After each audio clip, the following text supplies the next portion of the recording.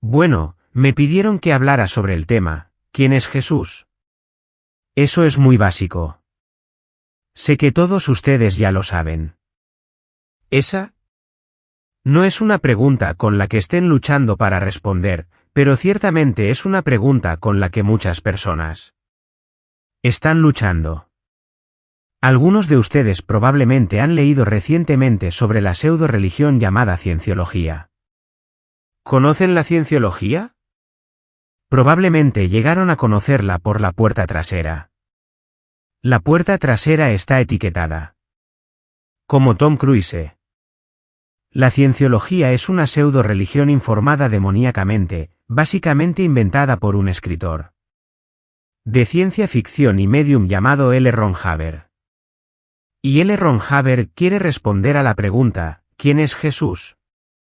Esto es lo que dijo: Jesús nunca existió como persona, sino que más bien es una idea electrónica implantada por los verdaderos poderes del universo en la mente de alguien entre reencarnaciones alrededor del año 600 a.C. Este implante se etiqueta como R6 y ocurrió mientras esta persona entre reencarnaciones observaba a un loco o algo similar. Jesús no es más que un implante electrónico místico y biológico, dice Hubbard.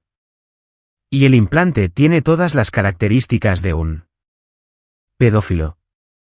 Francamente, no puedo imaginar algo más extraño o más blasfemo que eso. Es simplemente impactante. Y, sin embargo, si rechazas al verdadero Cristo, puedes inventar cualquier Cristo que quieras, y terminarás en el mismo lugar.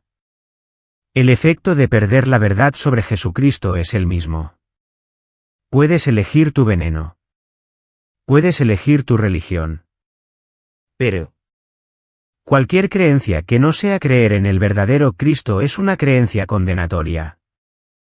La comprensión correcta de Jesucristo es esencial para el Evangelio y para la salvación.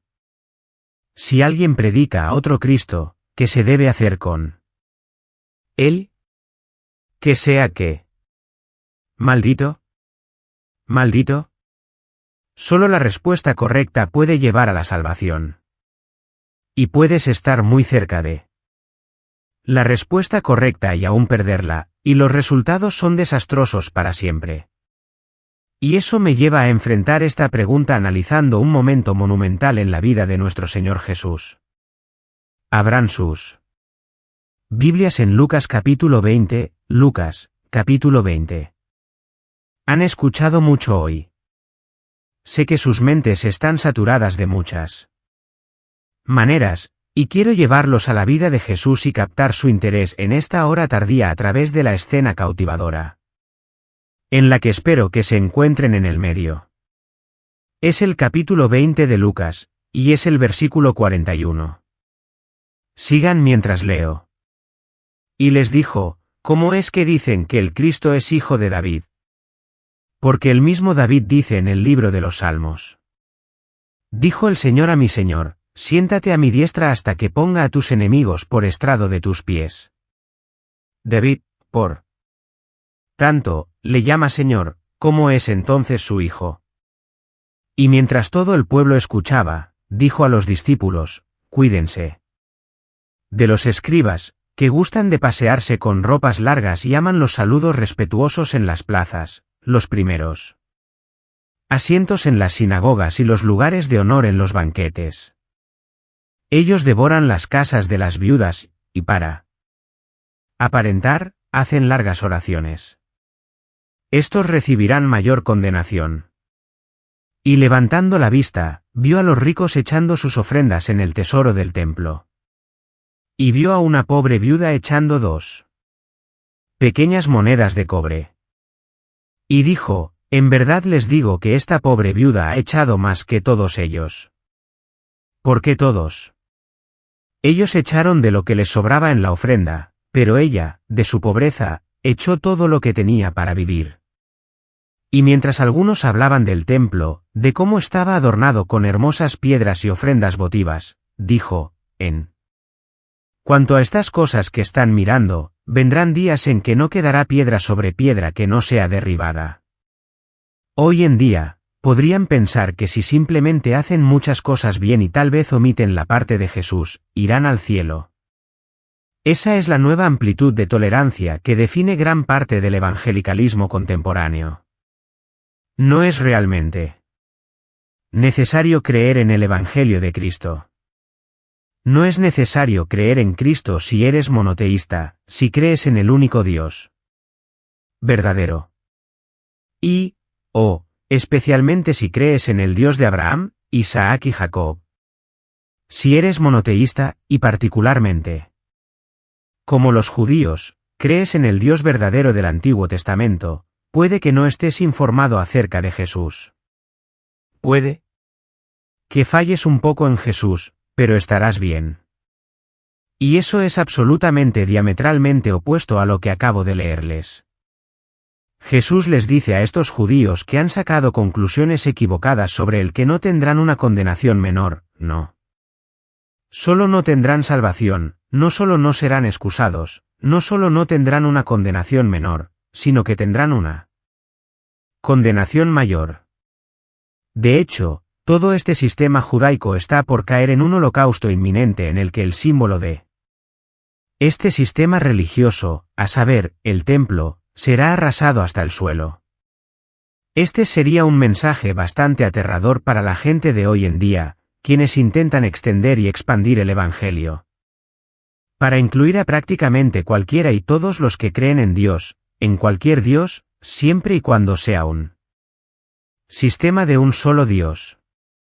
Esta es una indicación del mismo Señor Jesús de que la condenación divina está llegando sobre una forma apóstata del judaísmo. Ellos creían en el único Dios verdadero y viviente, el Dios que fue el Creador, el Dios que habló en el Antiguo Testamento, el Dios que se reveló a través de los profetas, y su carácter justo a través de la ley, y el Dios que estableció que sostendría su carácter justo mediante el juicio. Todas las cosas que son verdaderas acerca del Dios verdadero en el Antiguo Testamento, los judíos las creían. Pero no era suficiente. Jesús nunca se sentó y dijo, «Sabes, tenemos mucho terreno común. Vamos a encontrar una conexión y tener una conversación. Realmente no quiero condenarlos. Vamos a conversar». Cuando escribí el libro La Guerra de la Verdad, como Chris lo mencionó, comentaré sobre eso. Sabía que iba a recibir críticas de la gente de la iglesia emergente. Estas eran las críticas, todo lo que MacArthur quiere hacer es condenar. No está dispuesto a participar en la conversación. No está dispuesto a encontrar terreno común y celebrar ese terreno común. Y así, voy a responder a eso escribiendo un segundo libro. Y el segundo libro será, Jesús participó en una conversación con sus enemigos o les lanzó una condenación, buscó Jesús un terreno común y encontró lugares para estar de acuerdo, o señaló la naturaleza condenatoria de rechazarlo. Es una pregunta bastante fácil de responder. Tengo que averiguar cómo tomar 200 páginas para decir eso. Ese es mi gran problema. Muy bien, establezcamos la escena. Volvamos a donde comenzamos. Permítanme establecer el contexto. 3 años de ministerio han concluido en la vida de nuestro Señor. Ministerio en Judea durante el primer año, ministerio en Galilea. Durante el segundo año, de regreso a Judea para el tercer año de su ministerio. Ha recorrido Judea, la parte sur de Israel. Y ha ido de ciudad en ciudad, de aldea en aldea proclamando el Evangelio del Reino. Ha eliminado las enfermedades de Palestina y demostrado poder divino, y una y otra vez declarando que Él es el cumplimiento de las profecías del Antiguo Testamento. Ha estado proclamando su mesianismo. Ha estado declarando su deidad, y luego lo ha demostrado con su poder sobre la enfermedad, su poder sobre los demonios, y su poderosa presentación de la verdad, así como su poder sobre la muerte. 3 años han terminado ahora, y lo encontramos aquí. Es miércoles de la semana de la Pasión, miércoles. Fue el sábado cuando primero pasó por Jericó, ascendió a Jerusalén desde las tierras bajas de Jericó. Y llegó a Betania. Ese sábado, encontró su lugar de descanso con sus amigos María, Marta y Lázaro, quien recientemente había resucitado y había causado no poca conversación en Jerusalén. De hecho, fue en gran parte la resurrección de Lázaro lo que atrajo a las multitudes a la entrada triunfal. El domingo, creo que la cronología correcta es que Jesús se quedó en Betania, y muchas personas vinieron a verlo, a hablar con él, a escucharlo ese domingo. En realidad, fue el lunes cuando entró en Jerusalén triunfalmente. De hecho, en un sentido, montó sobre el pollino, el hijo de una asna, porque eso es lo que Zacarías 9:9 dijo que haría, y eso es exactamente lo que hizo. Entró cumpliendo la profecía el lunes. Las multitudes eran masivas, algunos estiman que 250,000. Había una posibilidad real en sus mentes de que él podría ser el Mesías. Es decir, ¿cómo más podrían explicar su poder sobre las enfermedades, los demonios, la muerte, y su poderosa proclamación de la verdad? Habló como ningún hombre había hablado jamás. Y había este punto de euforia porque Lázaro estaba vivo. Volvió a la ciudad temprano el martes después de haber salido esa noche al Monte de los Olivos. Cada noche se quedaba en el Monte de los Olivos, llevaba a sus discípulos por la puerta oriental de Jerusalén, bajaba la pequeña pendiente, cruzaba el arroyo de Cedrón, subía nuevamente al Monte de los Olivos directamente al este de Jerusalén y desaparecía en el gran bosque de olivos. ¿Por qué? Porque sabía que sus enemigos querían matarlo. Sabía que no querían arrestarlo a plena luz del día o a la vista de la multitud, y necesitaba un lugar clandestino donde pudiera esconderse por la noche. En la oscuridad con sus discípulos. Un extraño anónimo proporcionó un jardín llamado Getsemaní, que significa prensa de aceite de oliva. Allí iba cada noche. Por la mañana del martes, regresó. Tenía una cosa en mente. Fue directamente al templo, y ¿saben lo que hizo? Limpió el lugar por segunda vez en su ministerio. Lo hizo una vez al principio y otra vez al final. Braqueteó su ministerio, identificando todo el sistema judaico como apóstata. Declaró la apostasía de ese sistema y el juicio divino que caería sobre ese sistema al principio de su ministerio. Está registrado en Juan 2, y lo puntualizó al final con el mismo acto. Estaba corrupto hasta el núcleo. Los fariseos eran hipócritas. Los escribas eran fariseos que también eran hipócritas. Los escribas eran los expertos en la ley que informaban la religión de los fariseos. Los fariseos eran los transmisores de esa religión en todo el sistema de sinagogas, lo que lo convirtió en la forma más popular de judaísmo. Los saduceos, otra secta de judíos, dirigían las operaciones del templo, y era tan corrupto como podía serlo. Extorsionaban dinero a las personas descalificando sus sacrificios que traían y obligándolas a comprar los sacrificios que ellos vendían. Les estafaban en el cambio de dinero, y creaban todo tipo de medios para que las personas pudieran comprar bendiciones divinas poniendo dinero en los 13 receptáculos en forma de trompeta que llenaban el patio de las mujeres. La gente desfilaba y ponía su dinero en esas cosas. Los rabinos habían enseñado, con limosnas se compra la redención. Era un sistema corrupto. Era un sistema de justicia por obras, justicia propia y una hipocresía flagrante como escucharon que leí. Así que, el martes, Jesús declara, han convertido la casa de mi Padre, que estaba destinada a ser una casa de oración. Comunión con el Dios verdadero y viviente por los medios que Él ha establecido, en una cueva de ladrones. Estaban robando a la gente descaradamente para enriquecerse. Era la religión en su peor forma posible. El resto del día, después de hacer eso, enseñó, interactuó con las personas, abordó los temas del reino. Fue un día largo y agotador. Volvió al monte de los olivos, encontró el lugar en el jardín de Getsemaní, se acostó en el suelo y durmió. El miércoles, regresó nuevamente. Este es el último día que Jesús enseñó públicamente. Este es un día muy importante. Es el último día que enseñó. Así que escuchamos las últimas cosas que dijo. Al final del miércoles, salió de los terrenos del templo por el lado este, bajó esa misma pequeña pendiente y subió al monte de los olivos, y se detuvo para sentarse allí con sus discípulos el tiempo suficiente para decirles que nunca volvería a ese lugar. Algún día regresaría en gloria. Esa fue su última vez en un ministerio público. El resto del miércoles y el jueves estuvo con sus discípulos. Celebraron la Pascua el jueves por la noche.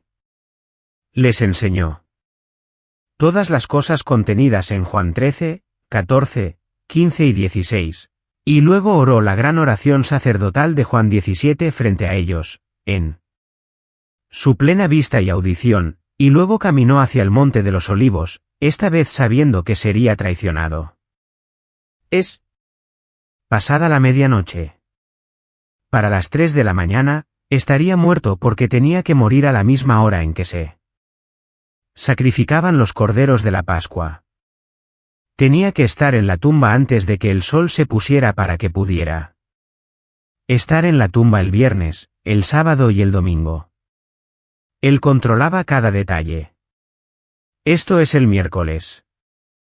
Es el miércoles, el último día de ministerio público. Predica sobre el reino. Es un día largo y agotador. Confronta a los líderes religiosos que lo odian con una pasión incontrolable. Este odio ha estado ocurriendo durante mucho tiempo.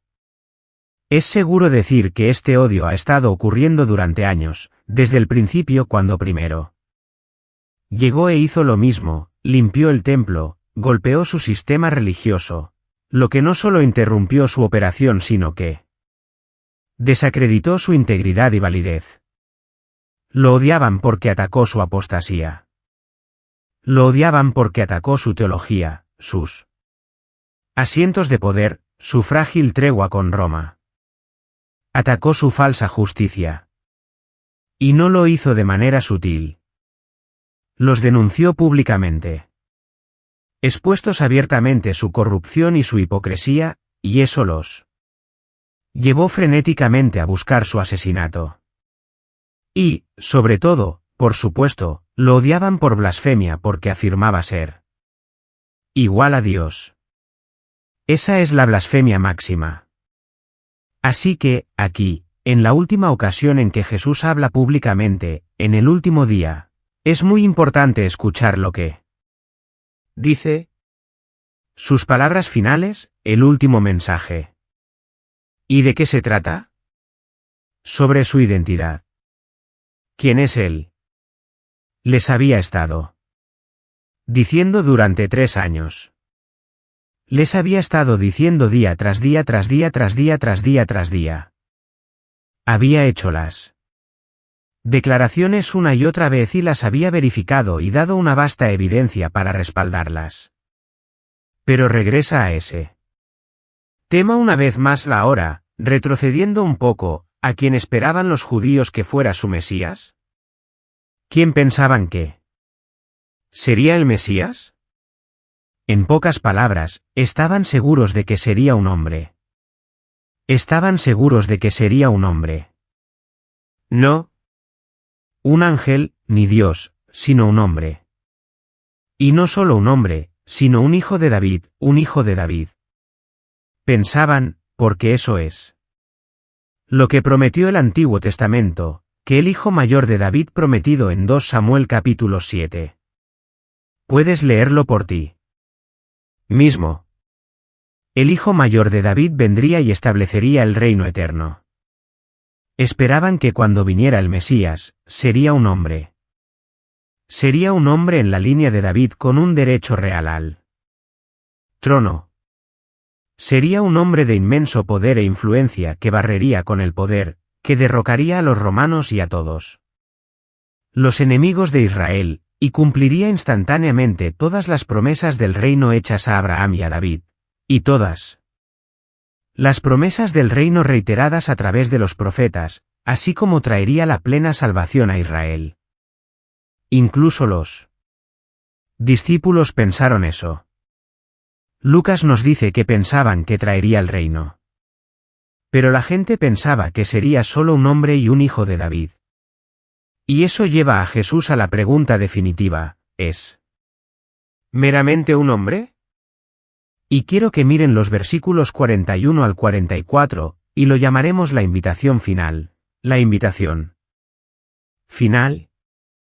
Incluso después de todo el odio de los líderes, incluso después de todo el interés superficial de las multitudes no comprometidas que estaban tan entusiasmadas el lunes, pero para el viernes están gritando, crucifícalo, crucifícalo. A pesar del odio de los líderes, a pesar del interés superficial de las multitudes no comprometidas, él sigue siendo el evangelista compasivo. Una última vez, aclarará quién es para que los pecadores creyentes puedan creer, para que los pecadores incrédulos puedan creer. Mateo 10 y 41 realmente comienza esto para nosotros. En ese texto, leemos que Jesús dijo esto, ¿qué piensan del Cristo? ¿De quién es hijo? Esa fue la pregunta que hizo. ¿Qué piensan del Cristo, de quién es hijo? Y está diciendo esto a los fariseos y a los escribas en la audiencia de todo el pueblo. Y Mateo 10 y 42 dice que respondieron, de David, de David. Todo el mundo entendía eso. Y, por cierto, hay un artículo definido en el texto de Mateo cuando se plantea la pregunta, ¿qué piensan del Cristo? Se está distanciando de eso en ese momento. Simplemente está preguntando, ¿cuál es su opinión del Mesías, de quién es hijo? Y ellos responden, de David. Eso nos lleva al versículo 41.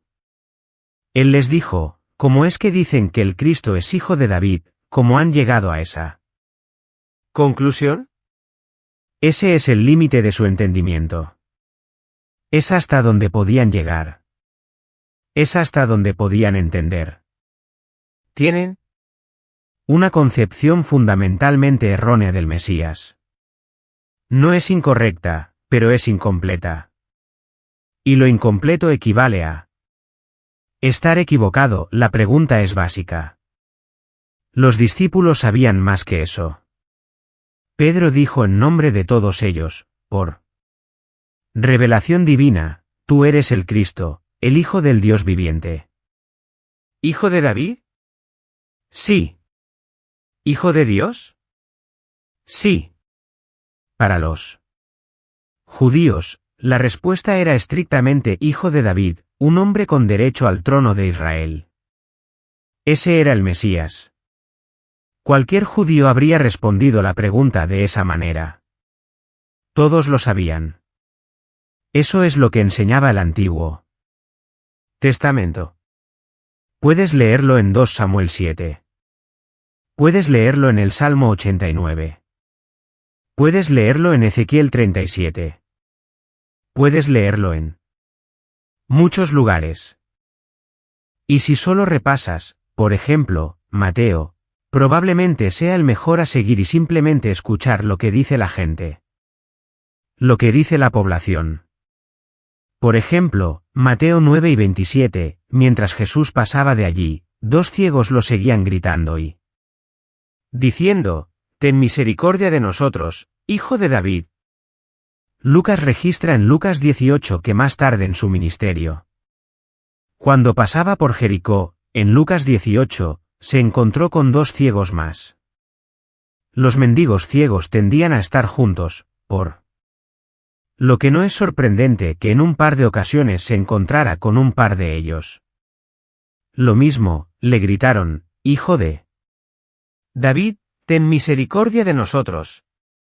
En Mateo 12, le trajeron un hombre endemoniado, ciego y mudo. Lo sanó para que el hombre mudo hablara y viera. Y todas las multitudes estaban asombradas y comenzaron a decir, este hombre no puede ser el hijo de David, ¿verdad? Eso es lo que todos entendían, que el Mesías era el hijo de David. Por cierto, como nota al margen, por eso es tan importante tener una genealogía en Mateo y una genealogía en Lucas. Mateo, la genealogía de José, Lucas, la genealogía de María. En ambos casos, a través de ambas familias, Jesús proviene de la línea de David. De su madre obtiene la sangre real, por así decirlo. De su padre obtiene el derecho a gobernar. Nadie negaría que el Mesías era el hijo de David. El Antiguo Testamento es absolutamente claro al respecto. De hecho, Zacarías es una buena ilustración. Zacarías, el padre de Juan el Bautista, allá en Lucas capítulo 1, cuando Zacarías supo que el Mesías iba a venir porque Dios les daría a él y a su esposa estéril, Elisabet, el hijo que sería él. Precursor del Mesías, estaba lleno del Espíritu Santo. Lucas 1, 67, profetizó, bendito sea el Señor, Dios de Israel. Nos ha visitado y realizado redención para su pueblo. Ha levantado un cuerno de salvación para nosotros en la casa de su siervo David. Todo el mundo sabía que el Mesías sería el hijo de David. Todo el mundo lo sabía. Francamente, no podría haber habido un ataque más exitoso a la deidad de Jesús, al mesianismo de Jesús, que si los registros del templo mostraran que no era un hijo de David. Y pueden estar seguros de que los fariseos y los escribas lo verificaron. Y, por cierto, el Mesías tenía que venir antes de que el templo fuera destruido porque todos los registros desaparecieron después de eso.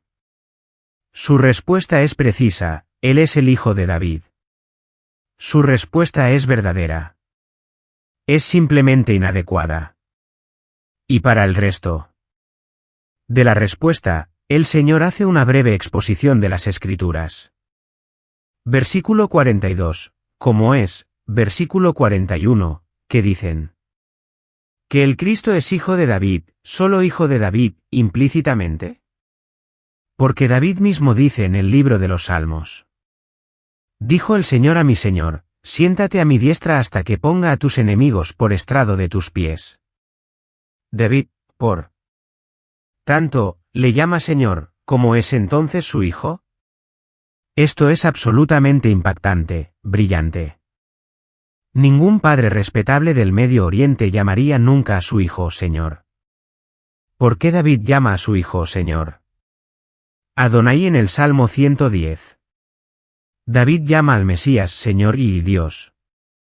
El Señor dijo a mi Señor, siéntate a mi diestra hasta que ponga a tus enemigos por estrado de tus pies. Eso suena como el Salmo 2, ¿no? Otro salmo mesiánico que dice que cuando venga el Mesías, gobernará, y todos los enemigos serán puestos bajo sus pies. Esa clase de descripción proviene de tronos antiguos donde el trono estaba elevado sobre todos, y todos estaban bajo los pies del gobernante. Versículo 44, él hace la pregunta, David, por tanto, ¿le llama Señor como es entonces su hijo? Algunos comentaristas judíos han decidido que David cometió un error. David no debería haber dicho eso. Cometió un error. Pero Mateo 10 y 43 dice que habló en el Espíritu. Y algunos críticos han sugerido, bueno, en su propio espíritu humano. Entonces, Marcos 12:36 dice, habló en el Espíritu Santo. Cuando David llamó al Mesías su Señor, fue por inspiración del Espíritu Santo. El Señor dijo a mi Señor, tú eres el que reinará y gobernará. Siempre, el Salmo 110 fue mesiánico. Siempre fue interpretado por los judíos como mesiánico hasta la Iglesia primitiva. Los judíos siempre habían reconocido que este es un salmo mesiánico. Por cierto, es el salmo más citado por los escritores del Nuevo Testamento. Nuestro Señor usa este salmo para verificar su carácter mesiánico, su autoría davídica y su propia deidad. Y este salmo fue tan fuertemente usado en la Iglesia primitiva para probar el mesianismo de Jesús, que durante cientos de años los judíos abandonaron la interpretación histórica. Lo aplicaron a Abraham, Melquisedeque, incluso a Judas Macabeo. Ha sido atacado continuamente por rabinos y críticos que desean rechazar su elemento profético, su autoría davídica, y ciertamente, quieren rechazar la deidad de Jesucristo. Jesús dijo que David lo escribió. Jesús dijo que David lo escribió por el Espíritu Santo. Jesús dijo que David estaba profetizando sobre él, el Mesías, y que el Mesías es el Señor de David y que le dijo Dios al Señor de David: siéntate a mi diestra hasta que ponga a tus enemigos por estrado de tus pies. Ponerlo a su diestra es ponerlo en una posición de igualdad. La diestra expresa poder. El Antiguo Testamento llama al poder de Dios su diestra. Invierte en su Hijo, el Mesías, todo poder y toda autoridad, y escuchamos eso repetido en el Nuevo Testamento. El Mesías, entonces, no solo será el Hijo de David humanamente, sino que será el Señor de David divinamente. Él es el Hijo de David y el Hijo de Dios. El Hijo de David y el Señor de David. Y vimos su gloria, escribe Juan, gloria como del unigénito del Padre, lleno de gracia y verdad. Esta es la única explicación para Jesús, la única. Mostró la capacidad de crear divinamente. Compartió la omnipotencia con Dios el Padre. Ordenó a los elementos. Ordenó a todas las criaturas. Creó alimentos. Creó cuerpos sanos completos. Resucitó a los muertos. Perdonó pecados y pronunció juicio. Todos elementos de la omnipotencia divina. Tenía el atributo de la omnipresencia y podía estar en todas partes al mismo tiempo si así lo deseaba. Dijo que era omnisciente, sabía todo lo que había en el corazón del hombre, por lo que nadie necesitaba decirle nada sobre un hombre. Por lo tanto, compartía el conocimiento infinito de Dios. Era inmutable, Él es el mismo ayer, hoy y siempre. Siempre santo, verdadero, sabio, soberano, amoroso, eterno, glorioso, inmutable. Aceptó adoración. Es a quien debemos buscar en oración. En todos los sentidos, Él es Dios. Incluso comparte algunos de los mismos títulos con Dios: roca, piedra de tropiezo, Salvador, Redentor, Santo, Señor de los ejércitos, Rey, primero y último, etcétera, etcétera. Y no nos sorprende que, al mirar la vida de Jesucristo, veamos manifiestamente que Él es Dios. Así que, el enfoque clásico para esto es, si Dios se convirtiera en hombre, esperaríamos que su vida humana fuera sin pecado, y así fue. Si Dios, el verdadero y santo Dios, fuera un hombre, esperaríamos que viviera perfectamente justo, y lo hizo. Si Dios fuera un hombre, esperaríamos que sus palabras fueran las palabras más grandes jamás pronunciadas, y lo fueron. Si Dios fuera un hombre, esperaríamos que ejerciera un poder profundo e incomparable sobre la humanidad, y lo hizo. Si Dios fuera un hombre, esperaríamos demostraciones sobrenaturales, y hubo muchas de ellas. Si Dios fuera un hombre, esperaríamos que manifestara el amor de Dios, y lo hizo. Incluso todo su ministerio fue un ministerio de compasión, liberando a las personas de los estragos de la posesión demoníaca, la muerte y la enfermedad. No hay otra posible conclusión que esta: es el hijo de David que también fue el Señor de David. Ellos lo entendieron. Mateo añade una nota al pie, Mateo 10 y 46. Nadie fue capaz de responderle ni una palabra ni de hacerle otra pregunta. Lamentablemente, no dice que creyeron.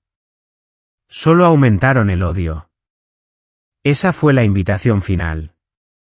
Esa fue la última invitación que él dio. Una oportunidad más para reconocer que yo soy Dios, así como hombre, hijo de David y Señor de Debe. Es el Señor Dios, Yahweh, hablando con mi Señor, dice David, Adonai, el que está investido de todo mi poder y al que haré gobernante. Este es el Mesías, el Dios hombre. En ese momento, la última invitación terminó para Israel. Y lo que sigue es trágico. Estas son las últimas palabras públicas de nuestro Señor. Y mientras todo el pueblo escuchaba, estas son las últimas palabras que dijo públicamente. Y no fue, como tener tu mejor vida ahora. Solo pensé en lanzar eso para despertarlos. Las últimas palabras que dijo públicamente fueron: cuídense, vaya. Cuídense de los escribas, que gustan de pasearse con largas túnicas, ámanlos. Saludos respetuosos en las plazas, los primeros asientos en las sinagogas y los lugares de honor en los banquetes, que devoran las casas de las viudas, y para aparentar, hacen largas oraciones. Estos recibirán mayor condenación. Y pronuncia una condenación más severa sobre el judaísmo apóstata. Hay una cosa, por supuesto, de la que Cristo es intolerante, y esa es la religión falsa. Y las palabras finales son una advertencia, sus últimas palabras. Por cierto, Lucas nos da 2 versículos. Mateo nos da todo el discurso. Mateo 23, léanlo. Mateo 23 es una maldición abrasadora, una reprensión fulminante a los líderes falsos de Israel. Esa fue la despedida de Jesús debido al poder condenatorio de la religión falsa que niega la realidad de una cristología bíblica. Lucas solo nos da 2 versículos. Mateo lo extiende a casi 40. Los describe como hipócritas. Mateo nos da el texto completo: hipócritas, hipócritas, hipócritas, hipócritas.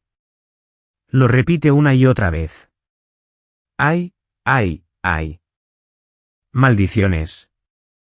Maldiciones, maldiciones.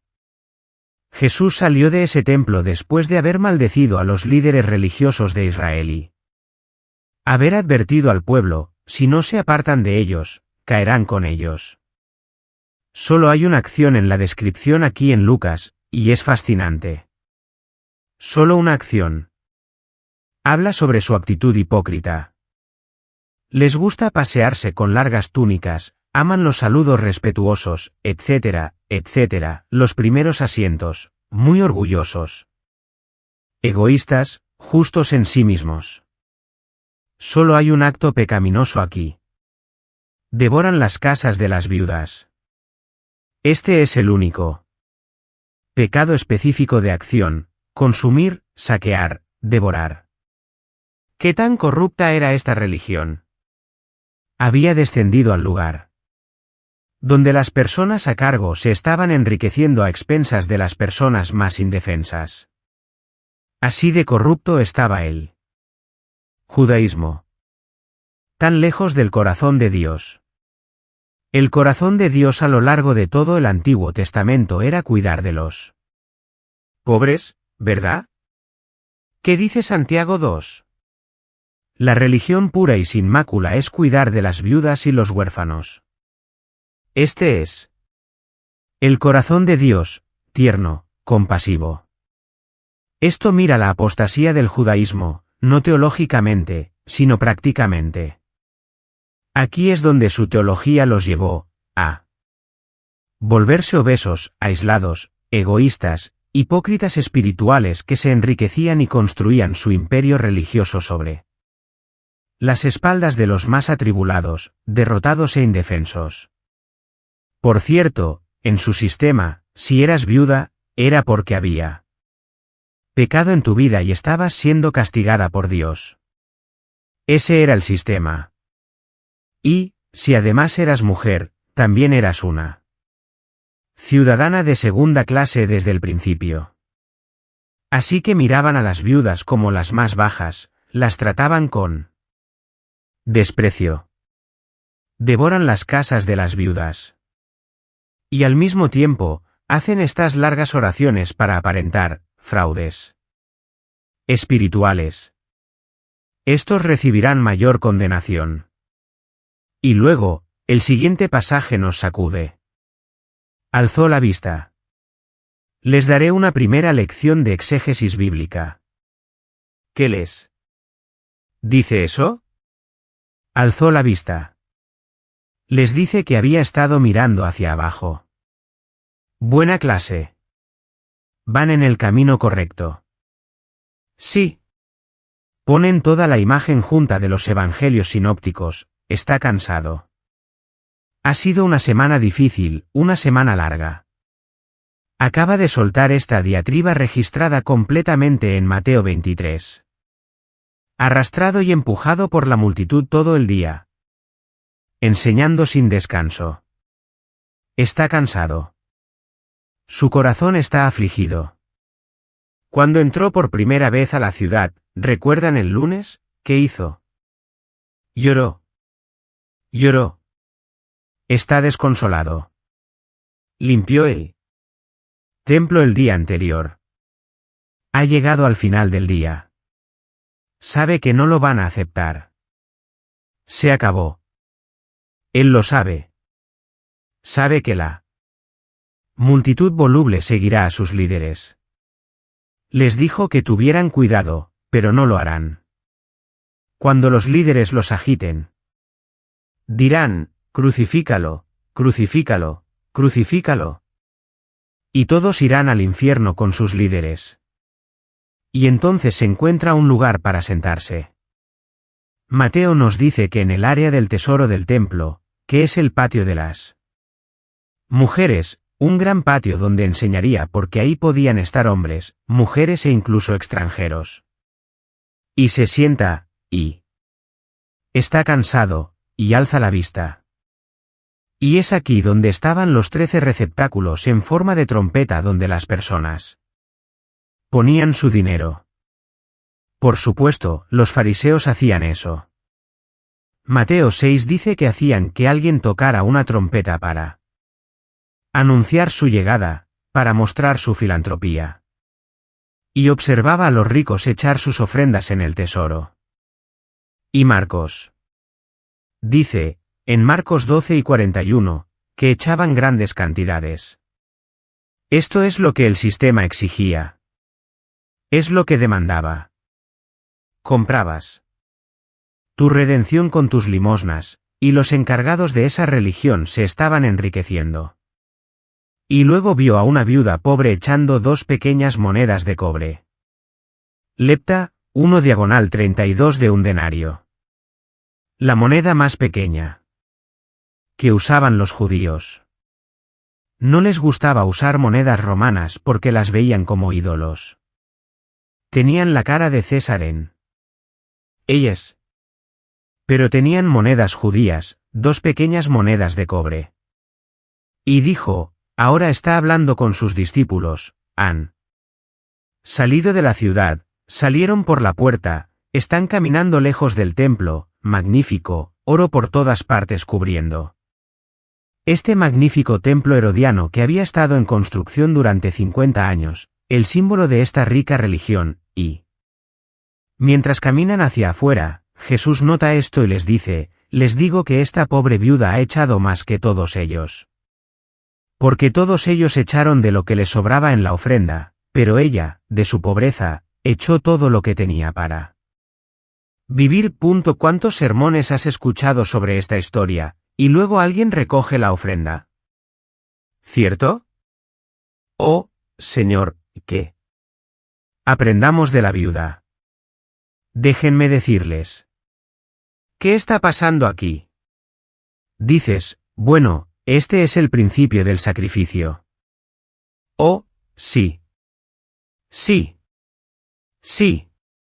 Si vas a decir que este es un principio de dar, aquí está el principio, da el 100% de lo que tienes y ve a casa a morir. Es un principio. Eso es lo que hizo. Bueno, dice que dio todo lo que tenía para vivir. El griego dice que dio toda su vida. Eso fue todo y fue a casa a morir. Y básicamente está diciendo, sabes, las personas que tienen más, dan de lo que les sobra. Cuando ella termina de dar, no le queda nada. Así que, si esta es una lección sobre el dar, la única lección que puedo ver aquí es, da todo y vea casa y espera que alguien venga a tu puerta con más, o muere. No creo que eso sea bíblico. Dices, no, la lección aquí es que ella tenía una muy buena actitud. ¿En serio? ¿Dónde está eso? ¿En el espacio en blanco? ¿Dónde está eso? ¿Dónde dice algo sobre su actitud? No dice una palabra sobre su actitud. ¿Qué quieres decir? Dice que no dice nada sobre su actitud. Es una viuda pobre que puso más que todos los demás relativamente porque dio todo lo que tenía, el 100%. No dice una palabra sobre su actitud. Otros dicen, bueno, sabes, el principio de dar aquí es que no se trata de cuánto das, sino de cuánto te queda después de haber dado. No dice eso. No dice eso en absoluto. ¿Puedo animarte un poco? No hay ningún principio aquí. No hay ningún principio de dar aquí en absoluto. Ninguno. Ninguno. Así que elimina eso de tu repertorio de sermones y de tu charla sobre ofrendas. Esto no es un principio de dar. Es solo un contexto. De repente, Jesús está hablando de, estoy trayendo juicio sobre ustedes. Cuidado con los escribas y fariseos. Y, oh, por cierto, esta señora pasa y deja caer unas pocas monedas. Ahora, algunas palabras sobre el dar. Vamos. Es decir, ese sería el nacimiento de las ofrendas bautistas. Sabes, puedes estar predicando condenación, pero siempre te detienes y dices unas palabras sobre el dar, ¿verdad? Bueno, Jesús no es un evangelista bautista aquí. Tratando de recaudar su propia ofrenda. Y no hay ningún principio para dar aquí. No voy a decir, ni tampoco dicen los discípulos, bueno, ¿qué estás tratando de decirnos, Señor? ¿Qué estás tratando de decirnos? ¿Tomar todo nuestro dinero e ir corriendo hacia allí? Vamos a seguirla, Señor. Aquí vamos. Hey, ¿quién tiene el dinero? Judas solía tener el dinero, pero ya no está. No, todavía. Tenía el dinero. Todavía estaba allí. Hey, Judas, ve a tomar todo nuestro dinero y échalo allí, y eso es lo que debemos hacer, Señor, y luego simplemente, sabes, morir o esperar que alguien aparezca y nos dé más dinero, debemos convertirnos en una carga para otras personas. No hay ningún principio. No hacen preguntas. ¿Lo entienden? Jesús no la elogió. No dijo que estaba orgulloso de ella. No. Dijo que tenía un buen corazón. No dijo que tenía un mal corazón. No dijo que tenía una buena actitud o una mala actitud. No dijo nada al respecto. Lo que dijo fue esto: el judaísmo está tan corrupto que devora las casas de las viudas. Y aquí hay una ilustración. Aquí hay una ilustración. Esta pobre mujer, desamparada, está tan desesperada que da sus últimos centavos tratando de comprar el favor de Dios. Este es el nacimiento de los predicadores de la prosperidad. Y Jesús pronunció condenación sobre ellos. ¡Ay de ustedes! Que construyen su fortuna personal sobre las espaldas de los desamparados y desesperados con promesas de éxito.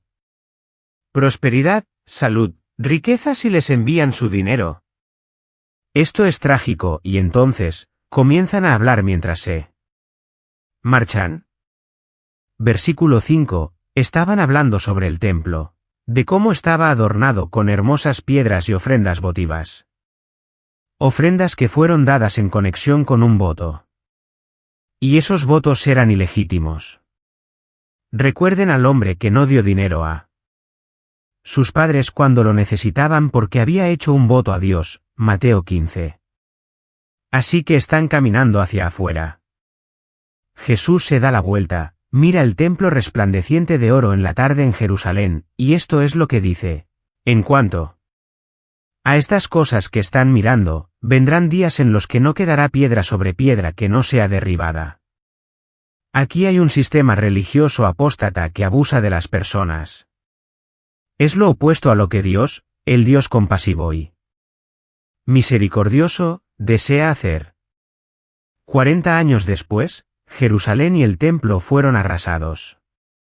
Todos los registros genealógicos fueron destruidos.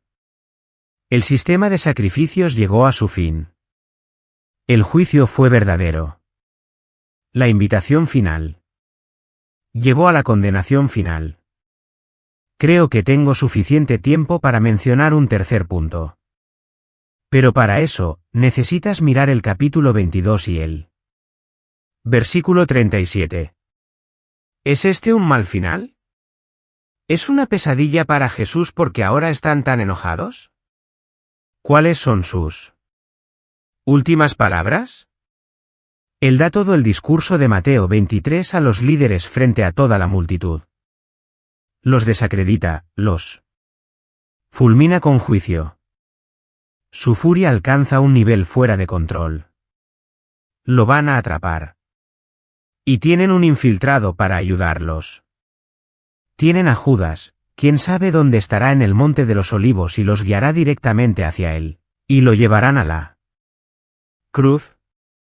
¿Es este un mal final para un hombre que realmente tenía algunas buenas ideas sobre moralidad y religión? No. Versículo 37 de Lucas 22. Ahora es jueves por la noche. Están en el aposento alto y se han reunido para celebrar la última Pascua legítima y para instituir la primera cena del Señor. Y Jesús les advierte: miren, no será fácil para ustedes en el futuro.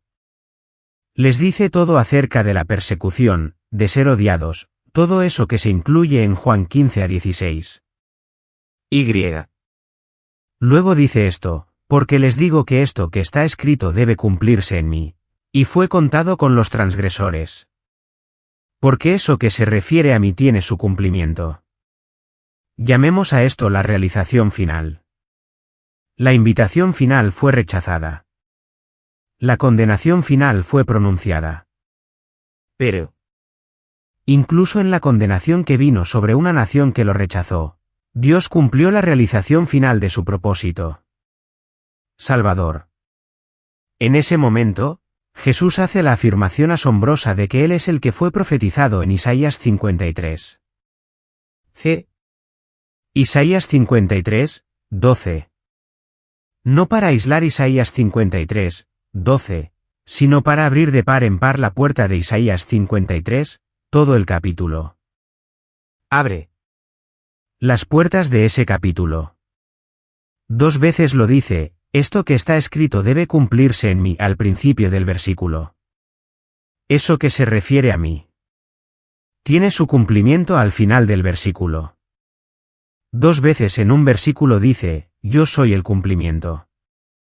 Yo soy el cumplimiento. Y cita, y fue contado con los transgresores. Esa línea es solo una de las 20 en ese capítulo que hablan de su identificación sustitutoria con los pecadores. 20 veces en ese capítulo se menciona eso. Esa es solo una. Eso simplemente abre la puerta, yo soy el cumplimiento de Isaías 53. Isaías 53 hectáreas ha sido llamado la cámara de tortura de los rabinos. Quiero cerrar llevándolos a Isaías 53. Esto es impactante. Y quiero que lo dividan en 4 pequeñas partes. Número 1, la sección que comienza en el versículo 12 del capítulo 52, en realidad el versículo 14 del capítulo 52, empieza a hablar del sustituto sufriente. Y el versículo 14 del capítulo 52 dice, así como muchos se asombraron de ti, pues su semblante estaba tan desfigurado, más que el de cualquier hombre, y su forma más que la de los hijos de los hombres. Y en el versículo 2 del capítulo 53, no tiene aspecto hermoso ni majestad para que le miremos, ni apariencia para que lo deseemos. Él es el sustituto marcado por cicatrices. Es el sustituto marcado por cicatrices. El siervo sufriente de Isaías vendrá, y será marcado por cicatrices, y será desfigurado. Y luego el profeta dice que será el sustituto suficiente. Versículo 4, ciertamente llevó él nuestras enfermedades, y sufrió nuestros dolores, y nosotros le tuvimos por azotado, por herido de Dios y abatido. Mas él fue herido por nuestras transgresiones, molido por nuestras iniquidades, el castigo de nuestra paz fue sobre él, y por su llaga fuimos nosotros curados. Todos nosotros nos descarriamos como ovejas, cada cual se apartó por su camino, pero Jehová cargó en él el pecado de todos nosotros, ¿ves la suficiencia de eso?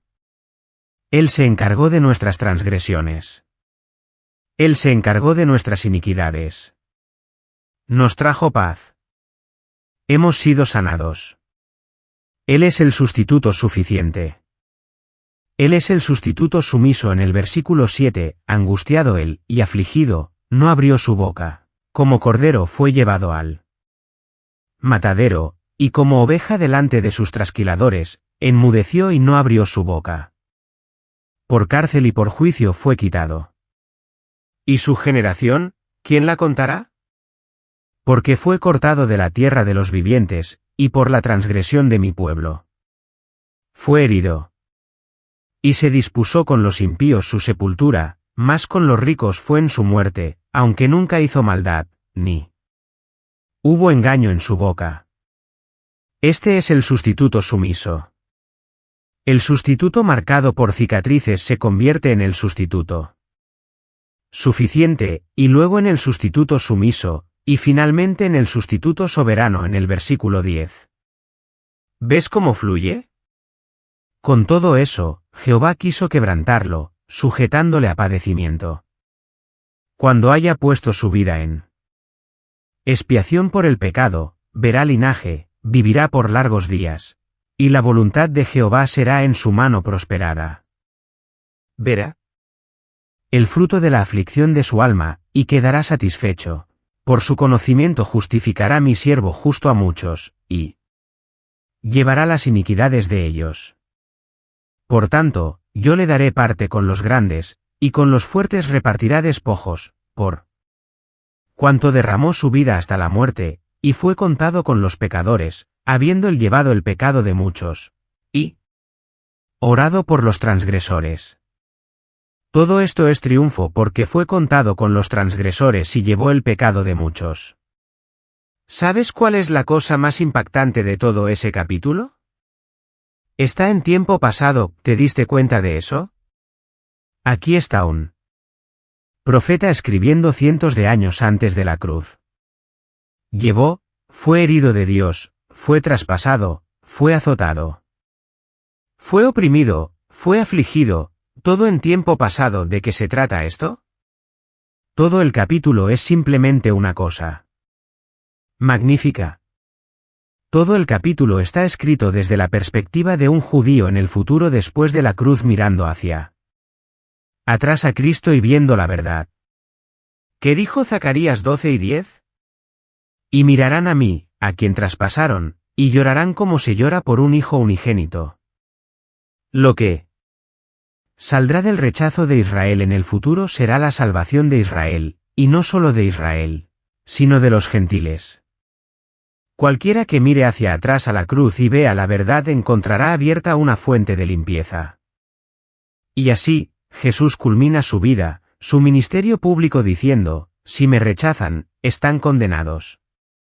Y luego aparta a sus discípulos y les dice, pero está bien porque debo cumplir Isaías 53.